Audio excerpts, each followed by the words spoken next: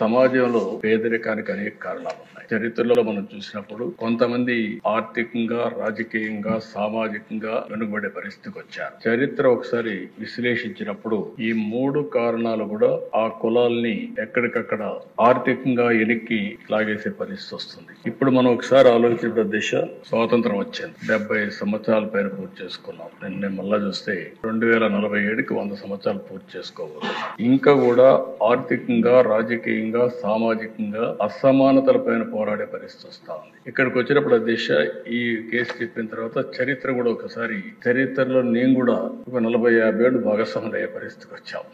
అది కూడా ఒకసారి చూసినప్పుడు దీన్ని ఇటీవల కాలంలో అనేక ఛాలెంజెస్ తర్వాత నేను ఆ చరిత్ర చెప్పేటప్పుడు అవి కూడా చెప్తాను. ఒక తీర్పు ఇచ్చాను. 7 మంది జడ్జెస్ 6+1 తీర్పు ఇచ్చినప్పుడు చాలా స్పష్టంగా రాష్ట్ర ప్రభుత్వాలు ఏ వర్గమైనా సరే వెనకబడిందని భావిస్తే మీరు వర్గీకరణ చేసే అవకాశాలు ఉన్నాయని రాష్ట్రం గాని కేంద్రం గాని అందరికీ మీకు చేసే అవకాశం ఉందని చాలా స్పష్టంగా తీర్పు ఇచ్చారు. దానిపైన 1 మ్యాన్ కమిషన్ వేయడం, గ్రూప్ ఆఫ్ మినిస్టర్స్ ని నియమించడం, వారందరూ ఆలోచించిన తర్వాత మొన్నే కేబినెట్ లో కూడా ఒక నిర్ణయం చేశాం. ఈ నిర్ణయం చేసిన దాని వెనకాల దిశ ఎన్నికలప్పుడు కూడా ఎన్డీఏ కూటమి వర్గీకరణకు కట్టుబడి ఉందని చాలా స్పష్టంగా చెప్పాం. చెప్పిన మాట ఈ రోజు నిలబెట్టుకోవడానికి ఆ